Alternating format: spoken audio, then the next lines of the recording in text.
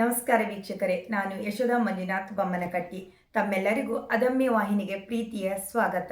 ವೀಕ್ಷಕರೇ, ಇಂದು ನಾವು ಪ್ರತಿದಿನ ಬಳಸುತ್ತೇವೆ, ನೋಡುತ್ತೇವೆ, ಆದರೆ ಅದರ ನಿಜವಾದ ಮೌಲ್ಯವನ್ನು ಅನೇಕ ಬಾರಿ ಮರೆತು ಬಿಡುವ ಒಂದು ವಿಷಯದ ಬಗ್ಗೆ ತಿಳಿಯೋಣ. ಅದೇನೆಂದರೆ ನೀರಿನ ಕುರಿತು. ನೀರು ನಮ್ಮ ರಾಷ್ಟ್ರದ ಸಂಪತ್ತು. ಇಂದು, ನಾಳೆ, ಎಂದೆಂದಿಗೂ, ನಾವಿರುವವರೆಗೂ ಅಷ್ಟೇ ಏಕೆ ನಮ್ಮ ಮುಂದಿನ ಪೀಳಿಗೆಗೆ ನೀರು ಅತ್ಯಂತ ಅವಶ್ಯಕ. ವೀಕ್ಷಕರೇ, ಯೋಚಿಸಿ ನೋಡಿ, ಒಂದು ಹನಿ ನೀರಿನ ನಿಜವಾದ ಬೆಲೆ ಎಷ್ಟು ಎಂದು ಯಾರಾದರೂ ಹೇಳಲು ಸಾಧ್ಯವೇ? ಇಲ್ಲ ಅಲ್ವಾ? ಅಂಥ ಭವ್ಯವಾದ ನೀರನ್ನು ಉಳಿಸುವುದು, ಅದರ ಮಹತ್ವವನ್ನು ಅರಿತು ಬಳಕೆ ಮಾಡುವುದು ನಿಮ್ಮೆಲ್ಲರ ಹೊಣೆಗಾರಿಕೆ ಆಗಬೇಕು. ನೋಡಿ ವೀಕ್ಷಕರೇ, ನನ್ನ ಮನೆಗೆ ಬೋರ್ವೆಲ್ ಇದೆ ಎಂದು ಬೇಕಾಬಿಟ್ಟಿ ಬಳಕೆ ಮಾಡಬಾರದು. ಏಕೆಂದರೆ ನೀರನ್ನು ಭೂಮಿಗೆ ಮರುಪೂರ್ಣ ಮಾಡುವ ಕ್ರಿಯೆಗಳು ನಮ್ಮಲ್ಲಿ ತೀರಾ ಕಡಿಮೆ. ಹೀಗಾಗಿ ನಮ್ಮ ಅಂತರ್ಜಲ ಮಟ್ಟ ಕುಸಿಯುತ್ತಿದೆ. ಹೀಗೆ ಅಂತರ್ಜಲ ಮಟ್ಟ ಕುಸಿದು ಗಂಟಲು ಬಾಯಾರಿದಾಗ ನೀರು ಸಿಗದೇ ಇರುವ ಕಾಲ ಸಮೀಪಿಸುತ್ತಿದೆ.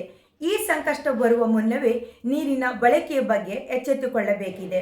ಸಮುದ್ರ, ನೀನು ನೀರಿನ ಕುಬೇರ. ಸಮುದ್ರ, ನೀನು ನೀರಿನ ಕುಬೇರ, ಆದರೆ ಬಾಯಾರಿ ಬಂದವರಿಗೆ ಒಂದು ಹನಿ ನೀರು ಕೊಡಲಾಗುವುದಿಲ್ಲ ಎಂದು ಒಂದು ಮಲಯಾಳಂ ಕವಿತೆಯಲ್ಲಿ ಹೇಳಿದ್ದಾರೆ. ಹಾಗೆಯೇ ಅಂತಾರಾಷ್ಟ್ರೀಯ ಜಲತಜ್ಞ ರಾಜೇಂದ್ರ ಸಿಂಗ್ ಅವರು ಹೇಳಿದಂತೆ, ಮಳೆಯಿಂದ ಬಿದ್ದ ನೀರನ್ನು ನಡೆಯೋ ನೀರನ್ನು ಆಮೆಗತಿಯಲ್ಲಿ ಹೆಜ್ಜೆ ಹಾಕಿಸಿ ಭೂಮಿಗೆ ಉಣಿಸುವಂತೆ ಮಾಡಿದಾಗ ಭೂಮಿಯ ಒಡಲಲ್ಲಿ ಅಂತರ್ಜಲ ಹೆಚ್ಚಾಗಿ ನಮಗೆ ಭೂಮಿಯ ಒಡಲಿನಿಂದ ನೀರು ಸಿಗುವಂತಾಗುತ್ತದೆ. ಈ ಮಾತು ಎಷ್ಟು ಅರ್ಥಪೂರ್ಣ ಎನ್ನುವುದನ್ನು ನಾವೆಲ್ಲ ತಿಳಿದುಕೊಳ್ಳಬೇಕು. ಭೂಮಿಗೆ ನೀರು ಉಣಿಸಿದರೆ ಭೂಮಿ ತಾಯಿ ನಮಗೆ ಅನ್ನ ನೀರು ಕೊಡುತ್ತಾಳೆ ಅನ್ನೋ ಸತ್ಯ ಈ ಕ್ಷಣದಿಂದಾದರೂ ನಮಗೆ ಗೊತ್ತಾಗಬೇಕು. ಅದಕ್ಕೆ ಬಿದ್ದ ಮಳೆ ನೀರನ್ನು ಭೂಮಿಗೆ ಇಂಗಿಸೋ ಕೆಲಸ ನಿಮ್ಮ ಕೈಲಾದ ಮಟ್ಟಿಗೆ ಮಾಡೋಣ ಎನ್ನುವುದು ನನ್ನ ಅಭಿಪ್ರಾಯ. ನಮ್ಮ ಈ ಮಾಹಿತಿ ನಿಮಗೆ ಇಷ್ಟವಾದರೆ ಲೈಕ್ ಮಾಡಿ, ಶೇರ್ ಮಾಡಿ, ಸಬ್ಸ್ಕ್ರೈಬ್ ಮಾಡಿ. ಮತ್ತೆ ಮುಂದಿನ ವಿಡಿಯೋದೊಂದಿಗೆ ಭೇಟಿಯಾಗೋಣ. ಅಲ್ಲಿವರೆಗೂ ನಮಸ್ಕಾರಗಳು.